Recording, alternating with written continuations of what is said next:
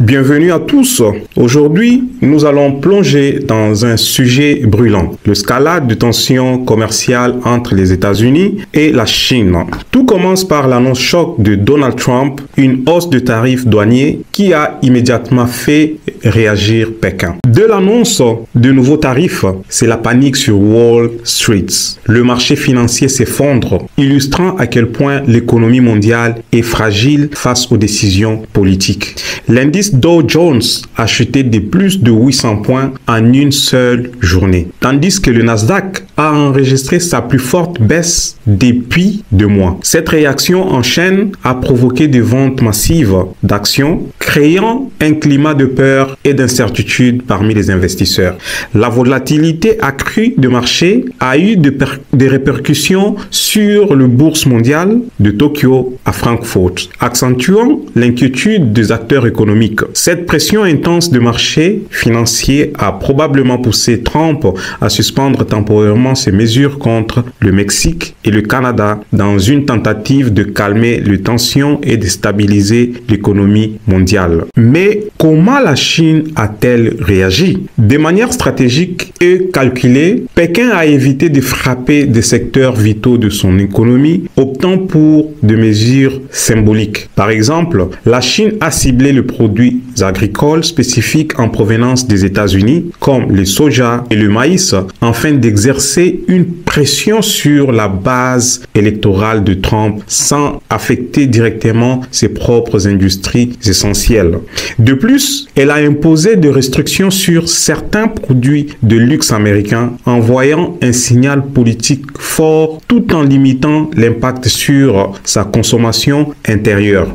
Cette approche a permis à la Chine de démontrer sa capacité de riposte tout en évitant de compromettre sa croissance économique. Une démonstration de force sans se tirer une balle dans le pied, illustrant la finesse de sa stratégie économique face à l'agressivité de mesures américaines. Les regards sont tournés vers les futures discussions entre Donald Trump et Xi Jinping, deux leaders au style opposé, mais aux intérêts fortement imbriqués. Entre diplomatie et intérêts économiques, les négociations s'annoncent complexes, marquées par des tensions croissantes et des enjeux géopolitiques de grande ampleur. Donald Trump, connu pour ses positions imprévisibles et ses coups de communication spectaculaires, pourrait utiliser ses pourparlers comme un levier politique pour renforcer sa position intérieure.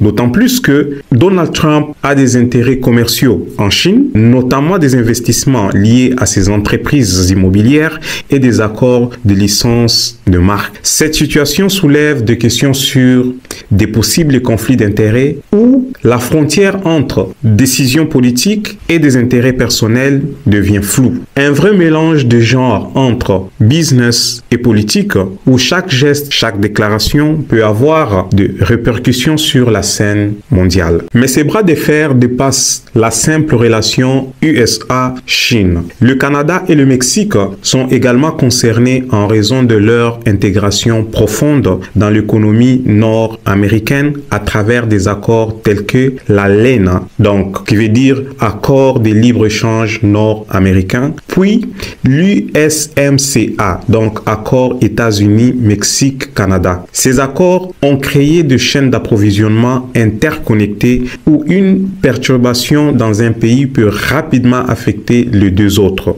L'histoire des accords commerciaux nord-américains montre à quel point l'équilibre est fragile entre dépendance économique et tensions politiques. Par exemple, les secteurs des automobiles et agricoles dépendent fortement des échanges transfrontaliers. Toute modification de tarifs ou de politique commerciale peut entraîner de pertes d'emplois, de hausse des prix et de tensions diplomatiques accrues entre ces nations. De plus, les différends sur des questions telles que le droit de douane sur l'acier et l'aluminium ont déjà montré comment les décisions unilatérales peuvent raviver des désaccords longtemps et compliquer les relations économiques économique régional. Hausse des tarifs égale hausse des prix pour les consommateurs américains. Cette augmentation de coûts se répercute directement sur de biens de consommation courante tels que des produits électroniques, des vêtements et même des denrées alimentaires importées. Les familles à revenus moyens et faibles sont les plus touchées car elles consacrent une part plus importante de leur budget à ces produits essentiels. Un impact direct sur le portefeuille de citoyens qui peut entraîner une diminution du pouvoir d'achat, affectant ainsi la demande intérieure et par conséquent la croissance économique nationale.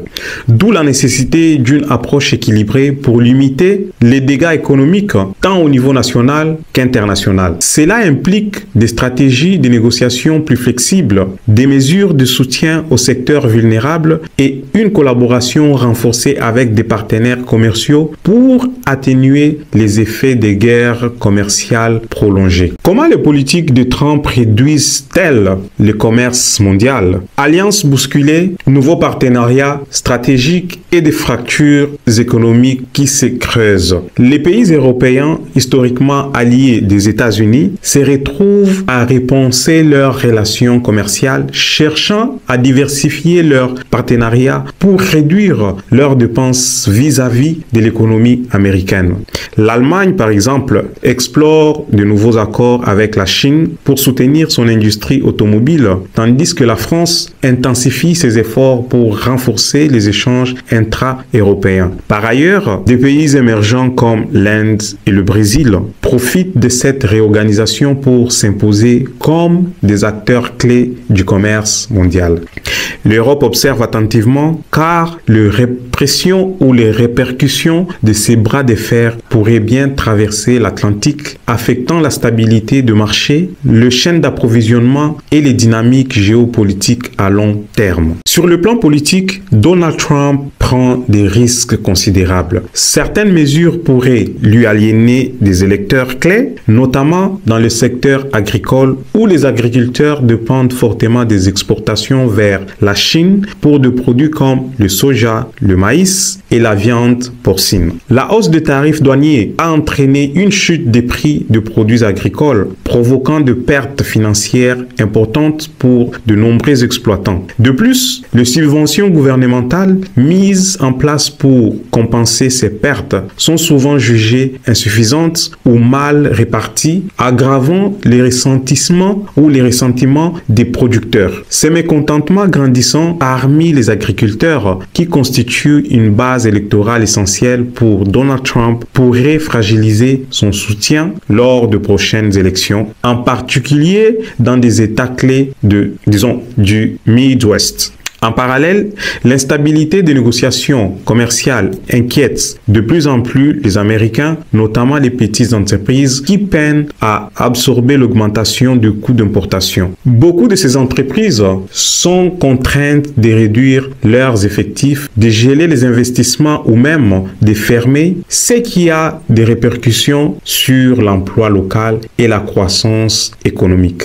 Cette incertitude économique se reflète dans la baisse de la confiance des consommateurs et dans l'inquiétude croissante des milliers d'affaires quant à la direction future de la politique commerciale des États-Unis, créant un climat de prudence et de scepticisme sur le marché financier. Les conflits commerciaux ne se limitent pas aux produits physiques. Des géants technologiques comme Google, Apple et Microsoft sont en première ligne, exposés à des risques économiques et stratégiques considérables. La Chine pourrait riposter en visant les secteurs technologiques américains en imposant des restrictions sur l'exportation de terres rares essentielles à la fabrication de composants électroniques ou en limitant l'accès à des entreprises américaines à son vaste marché intérieur.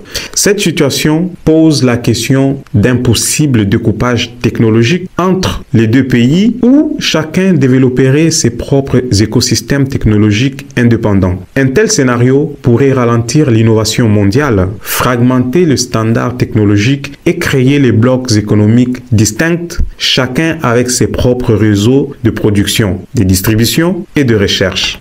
Ces découpages potentiels soulèvent également des inquiétudes sur la cybersécurité, la souveraineté numérique et la compétitivité à long terme des industries technologiques de deux nations. En conclusion, quel avenir pour les relations entre Washington et Pékin vers un nouvel ordre commercial mondial? Les experts sont partagés. Optimisme prudent pour certains, incertitude totale pour d'autres. Ce qui est sûr, c'est que le prochain mois seront décisifs.